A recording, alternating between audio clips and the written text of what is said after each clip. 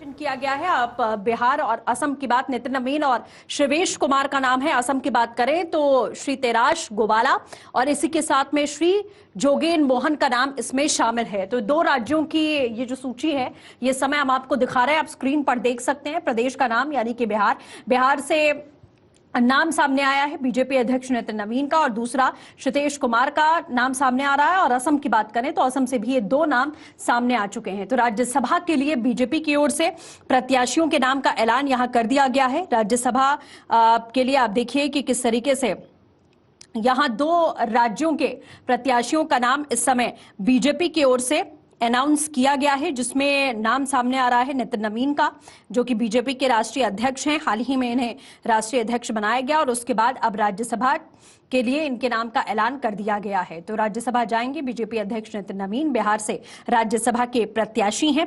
इससे पहले तृणमूल कांग्रेस की तरफ से भी सभी उम्मीदवारों के नाम का ऐलान यहां पर कर दिया गया था। तो 5 उम्मीदवारों के नाम यहां पर सामने आने हैं। आप देखिए कि किस तरीके से नाम सामने आ चुके हैं फिलहाल के लिए। और 2 नाम है इसमें, खासतौर पर बीजेपी अध्यक्ष नितिन नवीन की बात करें, जो कि बिहार से राज्यसभा के प्रत्याशी हैं। और दूसरी ओर आप देखिए कि असम के लिए भी बनाया गया है नाम। हरियाणा से माना जा रहा है संजय भाटिया बीजेपी के उम्मीदवार बनाए गए हैं।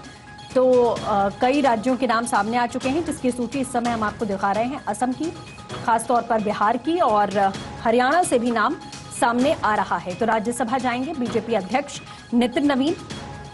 इस वक्त की ये बड़ी जानकारी आपको दे दें, और पूरी सूची कुछ ही देर में हम आपको बताने वाले हैं कि कौन कौन से वो नाम हैं जो इसमें शामिल हैं। तो बीजेपी में 5 नाम फिलहाल बताए जा रहे थे जो शॉर्टलिस्ट यहाँ पर किए गए, और समीकरणों को देखते हुए ये बड़ा फैसला यहाँ पर लिया गया है। और इस समय पॉलिटिकल एडिटर अदिति नागर हमारे साथ में जुड़ चुके हैं। अदिति, अभी हम देख रहे हैं असम की बात करें, बिहार की बात करें या हरियाणा, इन तमाम राज्यों से बीजेपी के प्रत्याशी कौन होंगे, नाम सामने आ गए हैं, समीकरण क्या कह रहे हैं? बिल्कुल, आप देखिए, मैं प्रत्याशी सबसे पहले तो नितिन नवीन, हालांकि पार्टी के अंदर जब कुछ दिनों पहले हमने चर्चा की तो उन्होंने कहा कि राज्यसभा का कैंडिडेट बताने देने के बाद अक्सर क्या होता है कि राष्ट्रीय अध्यक्ष जिसको पार्टी के संगठन की जिम्मेदारी होती है वो बहुत ज्यादा फंस जाते हैं। जब संसद पूरे साल भर में कई दिनों तक चलती है तो फिर आपको रहना पड़ता है। लेकिन फिर भी देखिए क्या होता है, कई बार कद बढ़ाने के लिए राज्यसभा का सदस्य नितिन नवीन को बनाया गया है बीजेपी ने। दूसरा, आप देखिए कि बिहार की राजनीति में लंबे समय से हैं, युवा चेहरे हैं, एक मैसेजिंग की कोशिश है कि अध्यक्ष का कद है, राज्यसभा का सदस्य एक कद वाला व्यक्ति होता है। दूसरा, आप देखिए कि शिवेश कुमार को बनाया गया है बिहार से। तो आप वो समझिए कि वो व्यक्ति संगठनात्मक पृष्ठभूमि से जुड़े रहे हैं, विधानसभा स्तर पर सक्रिय भूमिका उन्होंने निभाई है, और साथ में आप देखिए कि किस तरीके से पार्टी के ग्राउंड कैडर से मजबूत उनका कनेक्शन रहा है, युवा और स्थानीय मुद्दों पर फोकस रहता है। असम से आप देखिए तराश गोवाला राज्य की, और असम से ऐसे व्यक्ति को भेजना था जिसका इम्पैक्ट हो, जिससे कि असम चुनाव में भी इसका इम्पैक्ट आ सके। सांस्कृतिक पृष्ठभूमि से जुड़े हुए हैं। दूसरा यह है कि क्षेत्रीय संतुलन साधने के लिहाज से बहुत अहम चयन माना जा सकता है। संगठन और समुदाय आधारित राजनीति में सक्रियता है। तो ये भारतीय जनता पार्टी का एक जोगेन मोहन, ये भी पूर्व मंत्री रह चुके हैं, ये जिनको असम से राज्यसभा भेजा जा रहा है, बीजेपी के प्रत्याशी हैं। असम में पार्टी विस्तार के दौरान सक्रिय भूमिका इन्होंने निभाई थी, और जनजातीय और ग्रामीण क्षेत्रों में पकड़ है, ये बहुत महत्वपूर्ण मुद्दा है जो इंपॉर्टेंट फैक्टर यहाँ पर है। दूसरा देखिए, छत्तीसगढ़ से लक्ष्मी वर्मा का चयन किया गया है बतौर प्रत्याशी, तो महिला प्रतिनिधित्व के तौर पे एक अहम चयन हो गया। दूसरा, आप देखिए संगठन सामाजिक जो कार्य उनकी पृष्ठभूमि रही है वो बहुत इंपॉर्टेंट है। दूसरा, आप देखिए कि राज्य में महिला और सामाजिक मुद्दों पर सक्रियता, एक मैसेजिंग की कोशिश होती है। फिर हरियाणा से संजय भाटिया का नाम आया है, हरियाणा के पूर्व सांसद, संगठनात्मक भूमिका इंपॉर्टेंट रही है, जाट गैर जाट संतुलन की राजनीति में एक अहम फैक्टर की तरह है। और दूसरा देखिए, राष्ट्रीय नेतृत्व के करीबी ये माने जाते हैं, इसलिए इनका चयन यहाँ पर हुआ है। उड़ीसा से मनमोहन लाल सामल, अब आप देखिए कि उड़ीसा बीजेपी के वरिष्ठ चेहरे के रूप में इनको देखा जाता है। दूसरा, आप देखिए कि संगठनात्मक मजबूती के लिए ये जाने जाते हैं, और राज्य अध्यक्ष के रूप में ही भूमिका निभा चुके हैं।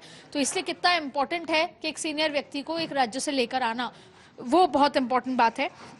सुजीत कुमार भी उड़ीसा की राजनीति में सक्रिय रह चुके हैं, क्षेत्रीय समीकरण और सामाजिक प्रतिनिधित्व के लिहाज से इंपॉर्टेंट चयन है। और पश्चिम बंगाल से राहुल सिन्हा, पश्चिम बंगाल का चयन बहुत क्रिटिकल और इंपॉर्टेंट स्ट्रेटेजिक रहा है।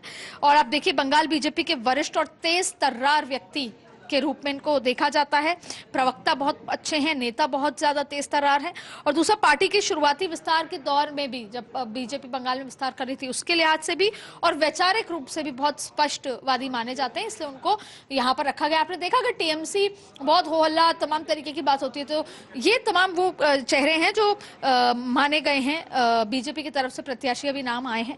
और आपको ये और खास बात बता दें कि आप देखिए कि अप्रैल में कई सीटें खाली हो रही हैं और उसको लेकर ये चुनाव जो है ये बेहद महत्वपूर्ण है। राज्यसभा का जो मार्च में होगा, नॉमिनेशन की तमाम तारीखें चल रही हैं। तो ऐसे में आप देखिए कि ये जो चुनाव है जो कि मार्च अप्रैल में होने वाले हैं, 16 मार्च को चुनाव है, 9 मार्च से शुरू हो जाएगा लोकसभा का सत्र शुरू हो जाएगा, संसद सत्र, और उसके बाद 16 मार्च को इसके चुनाव होंगे। तो ये अपने आप में बेहद महत्वपूर्ण माने जा रहे हैं।